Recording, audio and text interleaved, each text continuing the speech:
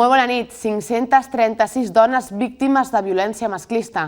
Aquest és el trist balanç que ha deixat el tercer trimestre del 2019, segons el darrer informe de l'Observatori Comarcal del Baix Llobregat. 21 homes van ser condemnats i 2 absolts. Preocupa el baix percentatge de sentències condemnatòries a la comarca, que se situa al 6%, mentre que a Catalunya arriba a l'11% i a Espanya al 15%. L'Observatori Comarcal del Baix Llobregat revela algunes xifres sobre l'impacte de la violència masclista al territori. 536 dones van ser víctimes durant el tercer trimestre del 2019, amb un balanç de 21 homes condemnats i 2 absolts. El nombre de denúncies de violència masclista han estat 538 i la xifra suposa una disminució de 28 respecte al trimestre anterior i de 55 respecte al mateix trimestre de l'any anterior. 15 de cada 100 víctimes van dispensar la seva obligació de declarar en el procés judicial. El 76% de les denúncies van arribar per atestat policial, amb denúncia de la víctima de violència masclista, el 9% d'un informe de lesions i el 8,9% d'un atestat policial amb intervenció directa policial.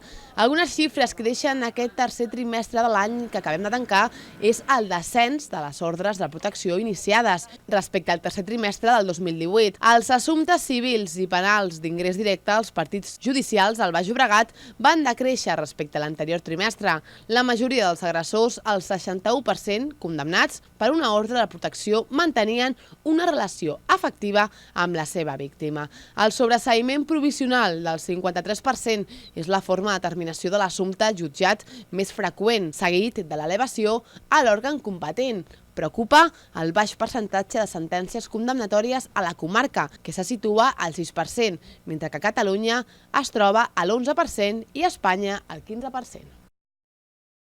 L'aeroport del Prat tanca el 2019 amb 6 milions de passatgers. La instal·lació aeroportuària va assolir un nou rècord històric, amb un increment del 5% respecte a l'any anterior. Nou rècord històric registrat a l'aeroport Josep Tarradellas Barcelona al Prat, que va tancar el 2019 amb 52,6 milions de passatgers, xifra que representa un increment del 5% respecte a l'any anterior. El nombre de viatgers de vols internacionals va augmentar un 5,4%, amb un total de 38,6 milions d'usuaris, mentre que els viatges nacionals van pujar un 4,2%, fins als 14 milions de passatgers. Pel que fa al nombre d'operacions, l'any passat van tenir lloc 344.558 moviments d'aeronaus, és a dir, un 2,7% més que el 2018. Els vols internacionals es van incrementar un 2,9%, amb 246.520 enlairaments i aterratges, mentre que els vols estatals, amb 95.376 operacions, ho van fer en un 2,1% segons dades d'AENA. Més de 91 milions de viatgers van emprar els ferrocarrils de la Generalitat de Catalunya durant l'any 2019.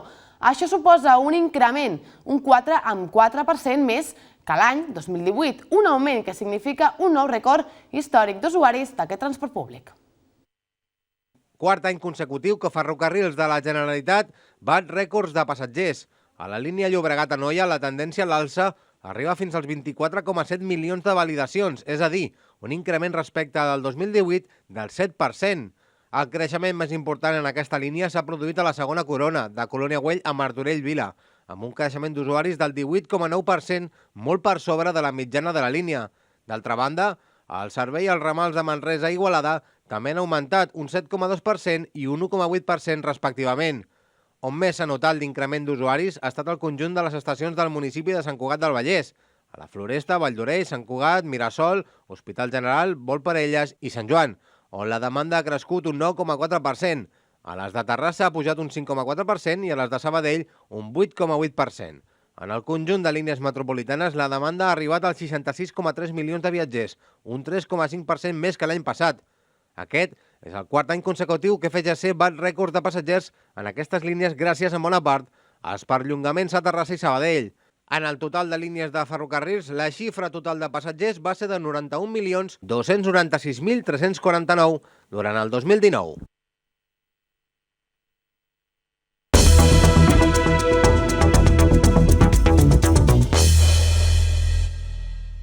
El Prat de Llobregat es consolida com a un dels municipis catalans amb un major increment del preu de lloguer, amb un 11,62 € per metre quadrat al mes de juliol. El preu de lloguer de pisos a territori català es va situar el passat mes de juliol als 12,21 euros al metre quadrat, és a dir, un 1,2% menys que el mes anterior, segons dades de l'índex immobiliari Fotocasa. Però quins són els municipis catalans que han registrat majors increments de lloguer? Doncs lidera el rànquing Badalona, amb 10,50 euros al metre quadrat, experimentant un augment del 5,9% respecte al mes de juny. Igualada és el segon, amb un 6,02 euros per metre quadrat i registra una pujada del 5,4%. El Prat de Llobregat és el tercer, amb 11,62 euros per metre quadrat, un cost que suposa un increment del 5,2% respecte al mes anterior. Cambrils, amb 7,51 euros per metre quadrat, i Granollers, amb 9,36, són el quart i el cinquè d'aquest rànquing de municipis amb major increment de lloguer. Aquest 2020, l'Ajuntament de Sant Boi de Llobregat ha impulsat l'UMIC s'apropa als barris, un projecte a través del qual l'Oficina Municipal d'Informació al Consumidor es trasllada a diferents punts de la ciutat per resoldre dubtes sobre serveis com la llum, l'aigua o la telefonia. Avui hem volgut conèixer el servei des del Casal de Camps Blancs. Aprendre a llegir la lletra petita i a conèixer els nostres deures i drets dels contractes de la llum, l'aigua o el servei telefònic. Aquest és el cop de mà que reben els ciutadans de Sant Boi de Llobregat per part de l'Oficina Municipal d'Informació al Consumidor. Aquest 2020, el servei compta més amb la proposta l'UMIC s'apropa als barris, és a dir, un dimecres al mes, l'Oficina Municipal d'Informació al Consumidor es trasllada a un punt de la ciutat per oferir un servei més proper i accessible a la ciutadania. Després d'estar al Casal de Ciutat Cooperativa i Molí Nou el passat 8 de gener, aquest dimecres ha estat al Casal de Camps Blancs. Elisabet Latorre, regidora de Desenvolupament Econòmic de la ciutat, explica que arran d'una gran incidència en el servei telefònic de la ciutat cooperativa es van adonar de la necessitat d'apropar aquest servei als barris. Una setmana després de la incidència, l'UMIC només havia rebut una reclamació. Gràcies a la iniciativa d'apropar aquest servei, van rebre 140 reclamacions. Així es van adonar de la necessitat d'impulsar aquesta iniciativa. Latorre ha explicat com pot ajudar als ciutadans a aquest servei. Normalment tema de serveis, tema d'electricitat, tema de llum, aigua, tema telefònic, el que són els serveis que té la ciutadania al seu abast. I des d'aquí poden fer consultes, poden fer les denúncies, poden fer reclamacions, qualsevol dubte que tinguin ho poden fer des de l'UMIC. Moltes vegades tens una reclamació davant d'una empresa molt gran i com a consumidor no saps què fer i és una manera que t'ajudin i que t'ajudin a tramitar-la, a posar-la en marxa. El consistori Sant Boià espera que aquest servei ajudi la ciutadania evitant grans desplaçaments, sobretot per les persones grans o amb problemes de mobilitat. S'espera que la gent li agradi, que l'utilitzi el servei i que el faci de cadascun dels barris. Al final és un servei que ja tenim, però que és una manera de poder arribar a tothom. Les persones que tenen dificultats de mobilitat i les persones també grans que no poden desplaçar-se al centre del poble, que ho tinguin al seu abast. Al mes de febrer, la iniciativa l'UMIC s'apropa als barris aterrarà el dia 5 al Casal de Ciutat Cooperativa i Molí Nou, el dia 12 al Casal de Camps Blancs i el 22 a l'Olivera. També es pot demanar cita prèvia en la seu i l'horari habitual de l'UMIC, a la Masia de Torre Figueres, o fer consultes o presentar reclamacions i denúncies de consum mitjançant l'apartat de l'UMIC al web municipal. La Guàrdia Urbana de l'Hospitalet ha posat en marxa una campanya per controlar la circulació dels patinets elèctrics. Es vigilarà especialment que no circulin per les voreres, no utilitzin mòbils ni auriculars i que no portin a una segona persona. A més, sancionarà aquells usuaris que no compleixin la normativa. Debería saber que conducir en según qué condiciones, como por ejemplo llevar los auriculares conectados a un equipo receptor de música, esto està prohibido. Conduir un patinet elèctric escoltant música amb auriculars, parlant per al mòbil o fer-ho per la vorera o per una zona de vianants pot comportar sancions. Usted venía a una velocidad moderada, pero no obstante va en contradirección por una zona de peatonal. Aquests són alguns dels criteris que recull la instrucció de la Direcció General de Trànsit per regular l'ús d'aquests vehicles. La Guàrdia Urbana de l'Hospitalet ha posat en marxa un seguit d'accions per controlar-ne la circulació.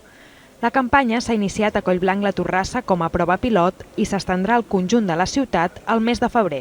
Lo que pretendemos con esta campaña es básicamente dar cumplimiento a la instrucción de la Dirección General de Tráfico. En primer lugar, estos vehículos no pueden tener una velocidad superior a los 25 km/h, han de circular por las calzadas, no se puede circular con auriculares ni haciendo uso del teléfono móvil y, por supuesto, de noche han de llevar luces y reflectantes. A més, els patinets elèctrics no poden portar passatger i els usuaris tenen l'obligació de sotmetre's a les proves d'alcohol i drogues.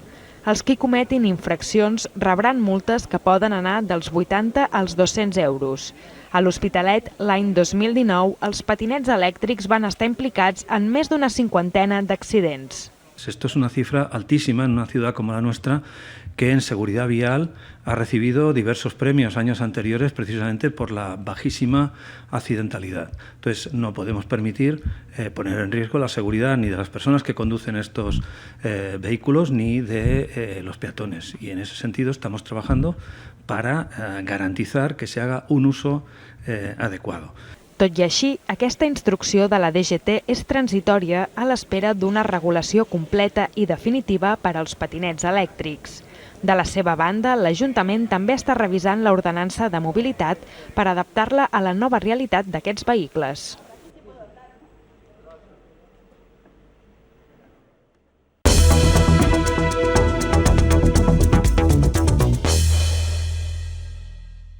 Fins al 2 de febrer, 4 biblioteques de la ciutat de l'Hospitalet, l'Auditori Barrades i l'Esplai Jove Canarús es converteixen en aules d'estudi, un espai que ofereix als estudiants un lloc per facilitar la preparació dels exàmens.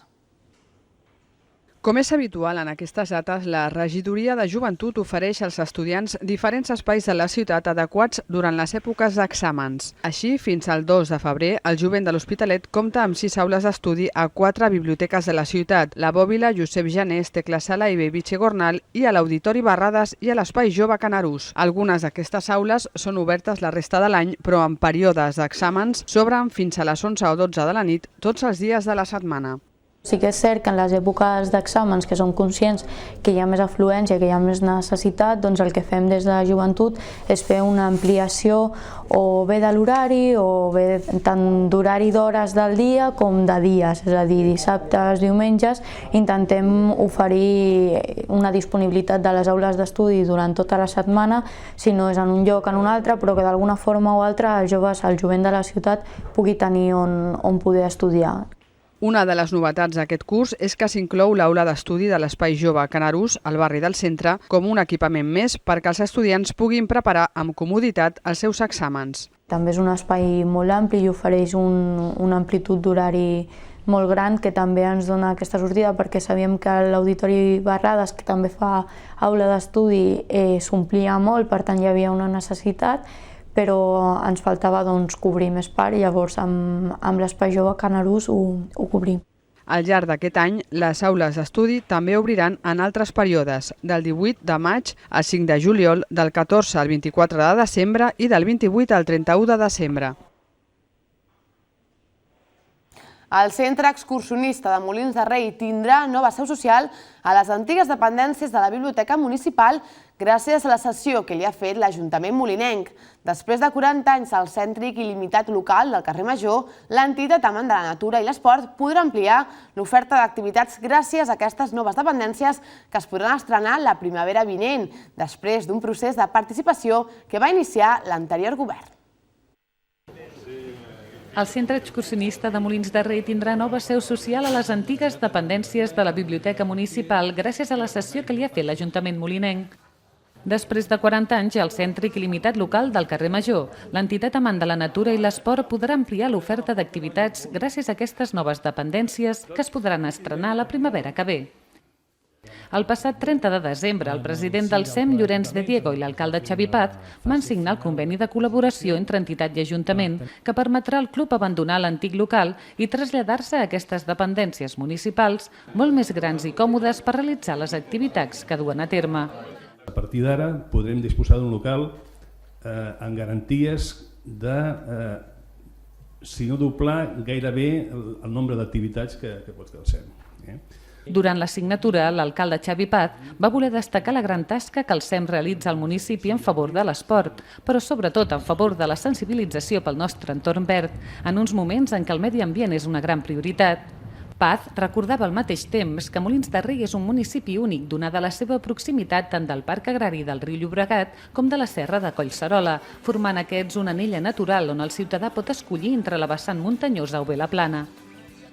En un moment actual que tenim, perquè ens entenguem, de prestigi del que és el medi ambient, la sensibilització de la muntanya, de voluntat política de preservar els nostres espais naturals, també de donar a conèixer tota la tasca, jo diria, social que fa de sortides tant esportives, lúdiques com culturals que fa el SEM, i per tant l'orgull de tenir aquest club amb unes noves dependències que tindrà, que cal recordar són en cessió, a llarg termini, que donen estabilitat també en aquest cas al club i que ha de permetre també a més el creixement en tant en quant activitats i el creixement en tant en quant la pròpia entitat que ha de tenir en el futur el SEM.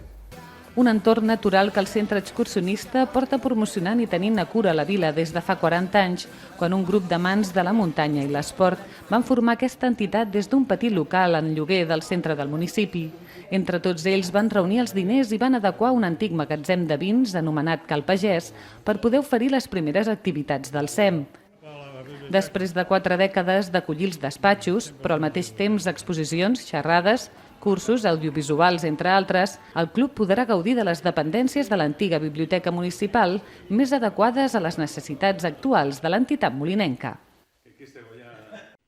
Aquest divendres finalitzarà la Marató de Donants de Catalunya, amb la que el Banc de Sang vol aconseguir 10.000 donacions per disposar de prou sang per atendre les persones malaltes als propers dies de fred. Tothom que vulgui participar-hi pot donar sang als principals hospitals de Catalunya o també a les diferents unitats mòbils com la que avui s'ha desplaçat a Gavà. Una unitat mòbil del Banc de Sang s'ha aturat aquest dimecres a la plaça de Jaume Balmes en el marc de la Marató de Donants de Sang, que se celebra arreu de Catalunya del 10 al 17 de gener. L'objectiu és aconseguir que 10.000 persones donin sang durant aquests dies i arribar als nivells òptims de reserves després de Nadal, quan les donacions han baixat un 25%. La gent, clar, està de festa, viatja, no està per aquí i les donacions baixen, però la gent malalta continua estant malalta, els hospitals continuen a tope i necessitem aquestes donacions. Els estocs els teníem molt baixos i ara, amb aquestes 10.000 que volem assolir, volem tenir un estoc una mica més fort. Entre les persones que han donat sang en aquesta unitat mòbil trobem qui ho feia per primera vegada, com l'Oriol, o qui ja ho ha fet en nombroses ocasions, com el Raül. És la meva primera vegada i bé, bàsicament mai ho havia fet i és una cosa que crec que podem fer tots tenim sang a les venes i bé, ajudar molta gent i crec que era necessari, ara que ja puc fer-ho, doncs donar sang i fer tot el possible per ajudar la gent. No és la primera vegada que dono, ja fa uns anys que vaig donant i he vingut, bé, no ho sabia, he sortit de la piscina i he vist l'autobús i he pujat, no ho tenia planificat. I molt bé, molt amables i molt bé. Les persones que, com l'Oriol o el Raül, vulguin donar sang en aquesta marató poden informar-s'hi a través del nou servei de WhatsApp que el Banc de Sang tot just ha posat en marxa i que ha anomenat WhatsApp. El WhatsApp és un WhatsApp que hem posat perquè la gent pugui fer qualsevol consulta per WhatsApp, o qualsevol suggeriment ho pugui fer també pel WhatsApp. El WhatsApp és una eina que actualment tothom fem servir i és la que més afluència de persones té. Aleshores nosaltres ens volem afegir i que sigui un contacte directe amb el donant. Per donar sang tan sols cal tenir entre 18 i 70 anys, passar més de 50 quilos i trobar-se bé de salut.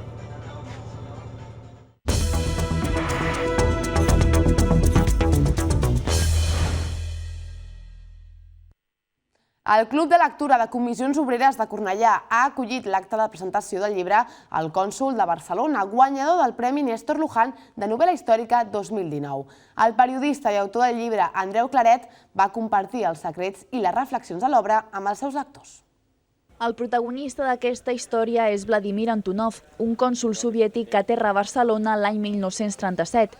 I malgrat el moment de caos que viu el país, el cònsol s'enamora de la lluita obrera republicana i investiga els horrors de la guerra. Aquest és l'argument del Cònsol de Barcelona, el llibre que ha aconseguit el Premi de Néstor Luján de novel·la històrica 2019, una història amb la qual l'autor de la novel·la, Andreu Claret, se sent molt identificat, ja que el seu propi avi va ser un exiliat de la Guerra Civil. Tenia molt clar, per tant, que havia d'explicar què passava al món durant l'any 1937. L'any 37 és un any bastant oblidat, no? I probablement perquè als catalans no ens agrada gaire pensar en l'any 37, perquè no ens va anar bé, ens vam aparellar entre nosaltres, vam perdre bous i esquelles en aquesta baralla, i per tant l'any 37 és un any que a la gent no li agrada gaire pensar-hi, no? Ahir els membres del Club de Lectura de Comissions Obreres de Cornellà van poder xerrar amb l'autor i preguntar-li curiositats de la novel·la i els seus personatges. La seva història és la de centenars de persones que també van haver de patir a la seva pròpia pell l'horror d'una guerra i, posteriorment, una dictadura. És una novel·la amb personatges que estimen, que ploren, que gaudeixen, que tenen esperança malgrat tot. Per tant, que llegeixin la novel·la si volen llegir una part mateixa de la seva vida, sobretot la gent d'una certa edat, no? Un tipus de novel·la que serveix per no oblidar el nostre passat i, sobretot, no repetir els mateixos errors.